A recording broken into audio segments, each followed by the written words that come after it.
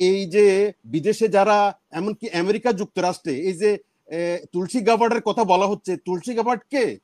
তুলসী Gabbard এটা একটা diaspora কমিউনিটির একজন লোক, উনি ইন্ডিয়ান বংশোদ্ভূত বলা হচ্ছে। আমাদের উচিত এদেরকে গুরুত্ব দেওয়া এবং এদেরকে টেনে নেওয়া, মেইন স্ট্রিমের সাথে আমাদের জাতি গঠনে এদের ভূমিকাটা নেওয়া, এদের গুরুত্ব দিয়ে তাদেরকে আমরা পুনর্বাসন করা। একমাত্র কারণ হচ্ছে উনি একজন নোবেল লরিয়েট, উনি একটা বিশ্ব মানের একজন সেলিব্রিটি। উনি উনি যদি সত্যি সত্যি ওনাকে ওটা কাজে লাগিয়ে, আমরাও প্রথম প্রথম হয়তো অনেকে বিভ্রান্ত হয়েছি, কিন্তু এটা ওনার কাজ না, উনি এটা পারেন না। না, এটা সত্যি এবারের ঈদটা একটু ব্যতিক্রমধর্মী হয়েছে, কোনো সন্দেহ নাই। এবং বিশেষ করে গত 15-16 বছর যাবৎ যারা ভালোভাবে নিঃশ্বাস নিতে পারে নাই, যারা জেল জুলুম হুলিয়া মাথায় নিয়ে চলেছে, এদের জন্য নিঃসন্দেহে এবার একটা অন্যরকম ঈদ, কোনো সন্দেহ নাই। এবং এছাড়াও সাধারণ মানুষের মধ্যেও এক ধরনের নতুনত্ব ছিল। মোট কথা আপনি এটা বলতেই পারেন, যে কথাটা আপনি বলছিলেন যে এটা একটা ঐতিহাসিক ঈদ, ঐতিহাসিক সেভাবে না বললেও এটুকু বলাই যাবে যে এবারের ঈদটার মধ্যে অনেক বেশি স্বতঃস্ফূর্ততা ছিল, ওনার অনেক বেশি উচ্ছ্বাস ছিল, এবং অনেক বেশি মানুষের মধ্যে ফেলো ফিলিং বা মোট কথা উচ্ছ্বাসের কমতি ছিল না এবারের ঈদের মধ্যে সর্বস্তরের মানুষের মধ্যে। এবারই একমাত্র লক্ষ্য করা গেছে যে মানুষ কত আনন্দ প্রিয়, মানুষ কত আপনার অন্যের সুখে অন্যের দুঃখে মানুষ কত ব্যতীত হয় এবং সুখী হয়। এদেশের মানুষের একটা কালচার আছে স্বভাব সুলভ, সেটা হচ্ছে অন্যের সুখে সুখী হয়। পৃথিবীর আর কোন জাতির মধ্যে এই কালচার আছে কিনা জানি না, আপনি যে দেশে বাস করেন সেখানেও আছে কিনা জানি না, যে অন্যে খাইলে নিজে খাওয়া হয়, এই ধরনের ফিলিং বাংলাদেশের মানুষের মধ্যে আছে। তো এবারে আমরা লক্ষ্য করলাম যে সেটার বহিঃপ্রকাশ ঘটেছে, খুব একটা ভালো লাগছে। আর তাছাড়া রাজনৈতিক অঙ্গনে অনেক আগ্রহ এবং অনেক নতুনত্বের আভাস পাওয়া যাচ্ছে। আদৌ হবে কি হবে না সেটা পরের কথা, কিন্তু অনেক নতুন কিছু পাওয়ার মানুষের মধ্যে এক ধরনের আশা আছে। আর চূড়ান্ত বিচারে মানুষ যে কোনো নতুনকে স্বাগত জানায়, মানুষ যে কোনো নতুনকে আবগ্রহণ করে, এটা একটা ঐতিহ্য মানুষের, এই দেশের মানুষের মধ্যে আছে। সেটা সেই নতুনকে তারা নতুনত্ব দেখেছেন। এই রাইট রাইট রাইট রাইট আপাকে ছাড়া কেমন কাটলো জাতীয় পার্টির ঈদ? না, জাতীয় ওই যে বললাম একটা কথা, আপনি যদি এখানেও আপনার খুঁজে পান, তাহলেও কি এই চিরন্তন এই ঈদটা কি বাংলাদেশের মানুষের জন্য, সবার জন্য কি ঈদ সেরকম ছিল? সেটা না, কখনো এটা হয় না, সবার জন্য হয় না। মানে আপার সাথে যারা, তারা আপার দলের এবং আপার সাথে যারা ছিল তারা শোক প্রকাশ করেছে ঈদে। না, এখন তো এই যে আওয়ামী লীগরা তো তারা তো বলবে তারা ভালো ঈদ করতে পারে নাই, এটা তো বলবে, এবং এটা স্বাভাবিক, এবং এটা সত্য। আওয়ামী লীগের সাথে যারা ছিল তারাও বলবে যে ভালো ঈদ করতে পারে নাই। তারা সবাই বলবে কিনা আমি জানি না, আমার মধ্যে তো কোনো ব্যত্যয় দেখছি না।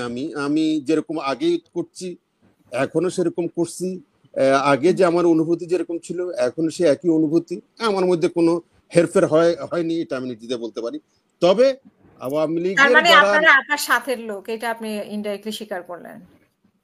সাথের আবারও বললাম যে তাদের সাথের কিনে সেটা বলতে পারবো না, তবে এটা বলবো যে তাদের এই প্রচুর সংখ্যক লোকের ঈদ তো কিছুটা তাদের জন্য আর আর না ম্লান না, শুধু আর 10টা আমরা আপনারা যেরকম ঈদ করেছি তারা তো এরকম ঈদ করতে পারেনি। এটা তাদের পাওনা হইতে পারে, এটা তাদের আপনার কর্মের ফল হইতে পারে, এটা তাদের পাপের ফল হইতে পারে, সবই ঠিক আছে, কিন্তু সত্য এটাই যে একটা শ্রেণীর জন্য এবারের ঈদ তো হয় নাই, ভালো না। তো বাংলাদেশে যে কোনো সমাজে সবার জন্য একই রকম ঈদ আসবে এটা ভাবারও কেন যেমন যুক্তি নাই। আমরা ধরে নিব মেজরিটি মানুষ, সাধারণ মানুষ, তারা কেরম ঈদ কাটাইছে। আবার প্রমাণিত হলো যে আপনার এই যে আপনার মানে প্রবাসী এক্সপেক্টেড বাংলাদেশি যারা আমাদের আছে, ভাইরা বন্ধুরা, আমাদের ডায়াসপোরা কমিউনিটির যে বন্ধুরা আছে, আসলে এরাই কিন্তু আপনার এই চ্যানেলের প্রাণ ভ্রমরা। এবং তাদের মতামত এত গুরুত্বপূর্ণ, আমি সবসময় এই কথাটা বলে থাকি, যা তারা মতামত গুরুত্ব না, তারা এত নিঃস্বার্থভাবে দেশকে নিয়ে ভাবে, দেশের মঙ্গল কামনা করে, এবং তাদের মতামত আমি মনে করি একটা আকারে এটা আপনি যেভাবে তুলে ধরছেন, আরো চ্যানেলগুলো, আপনি অন্যতম হয়েছেন কোনো সন্দেহ নাই, কিন্তু আরো সবাই যদি আমাদের ডায়াসপোরা কমিউনিটির মতামতগুলো এবং এদেরকে গুরুত্ব দেয়, তাহলে আমরা অনেক উপকৃত হব। আমি একটা ছোট্ট উদাহরণ দেই, সেটা হচ্ছে যে এই যে হামজা একটা ছেলে, এই যে একটা ফুটবলার, ব্রিটেনের বাংলাদেশের বংশোদ্ভূত, সম্প্রতি বাংলাদেশে সফর করে এসছে এবং বাংলাদেশের পক্ষে খেলে গেছে। এই যে মেধা, এই যে বাংলাদেশি বংশোদ্ভূত এই প্লেয়ারটির যে মেধা, এরকম অসংখ্য মেধা বিদেশে বাংলাদেশে কমিউনিটির মধ্যে রয়ে গেছে। আমরা এই মেধাগুলোকে কাজে লাগাইতে পারি নাই। আমাদের যে ডায়াসপোরা কমিউনিটি আছে, আপনি সহ, এই যে দেখেন, মনে করেন এই যে আন্দোলনের পেছনে যে ভূমিকাটা আপনি নিছেন, বাংলাদেশে অনেক মিডিয়া এই ভূমিকাটা নিতে পারে। আপনি বাংলাদেশের প্রত্যেকটা গ্রামে, প্রত্যন্ত অঞ্চলে পৌঁছে গেছেন, কিন্তু আমাদের মিডিয়াগুলো আরামে আয়েসে দিব্যি তারা জীবনযাপন উদযাপন করেছে।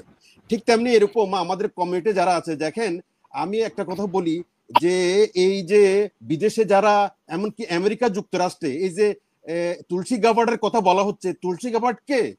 তুলসী গাবার্ড এটা একটা ডায়াসপোরা কমিউনিটির একজন লোক, উনি ইন্ডিয়ান বংশোদ্ভূত বলা হচ্ছে। এই যে জেডি ভ্যান্সের স্ত্রী, উনিও নাকি ইন্ডিয়ান বংশোদ্ভূত।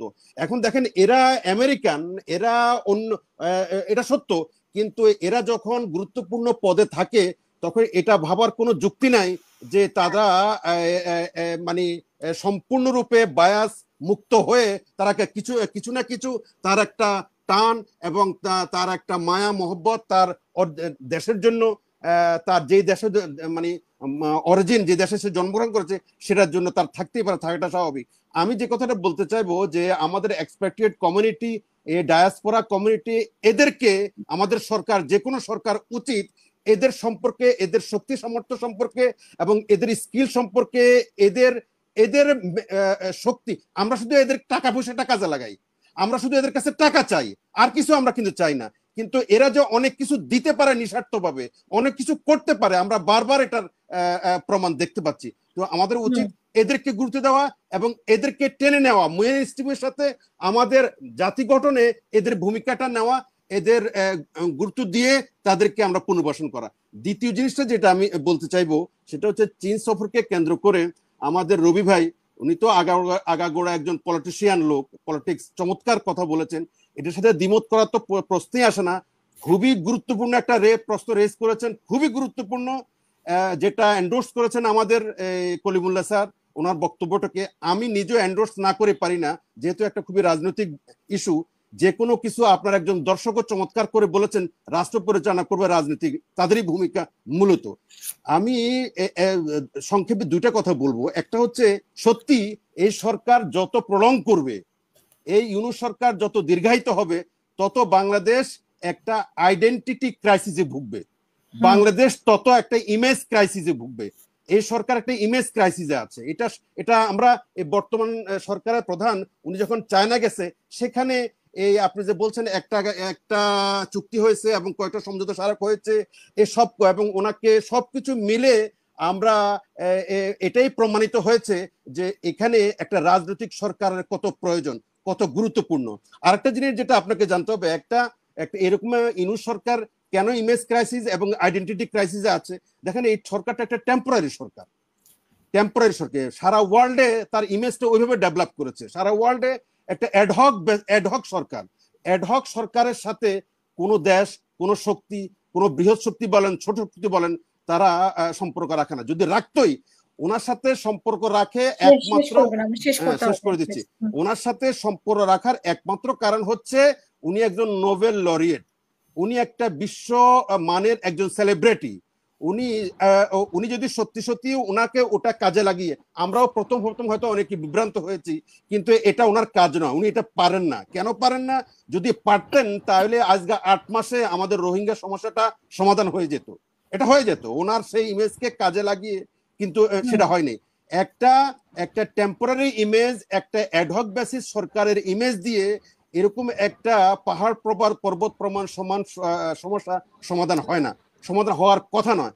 সুতরাং আমাদের মতো একটা দেশ, এই দেশ কখনোই মানে সরকারবিহীন, জনগণের সাপোর্ট ছাড়া, জনগণের সরকার ছাড়া, হ্যাঁ পারতো, আরেকটা কথা বলি, হ্যাঁ পারতো যদি উনি যখন, ওনাকে যখন ক্ষমতা নেওয়া হয়েছে, উনি যদি জনগণের একটা ভোটাভোট নিয়ে ফেলতেন, উনি যদি জনগণের সামনে এমন ভাবে হাজির হইতেন, ইমার্জ হইতেন। শেষ করবেন, আমরা রাজনীতি নিয়ে আরেকদিন আলোচনা করব, ঠিক আছে?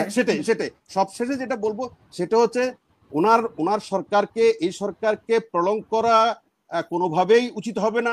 এটা জাতির স্বার্থে, জনগণের স্বার্থে এবং 18 কোটি জনগোষ্ঠীর স্বার্থে যত তাড়াতাড়ি সম্ভব একটা রাজনৈতিক ব্যবস্থা, রাজনৈতিক বন্দোবস্তে একটা নির্বাচনের মধ্য দিয়ে দেশকে সেদিকে ধাবিত করতে হবে। তাহলেই দেখেন, একটা স্বৈরাচারী সরকারেরও একটা ওয়ার্ডে মূল্য আছে, একটা জাতীয় গণতান্ত্রিক, একটা অনির্বাচিত সরকারের সাথে একটা কোনোভাবেই, সেটা যতই জনপ্রিয় হোক, সেটা জনপ্রিয় হোক এবং যতই মানুষের আদরণীয় হোক, মানুষের আদরণীয় হওয়া এক জিনিস, আর মানুষের জন্য কল্যাণের কাজ করা সেটা আরেক জিনিস। ধন্যবাদ।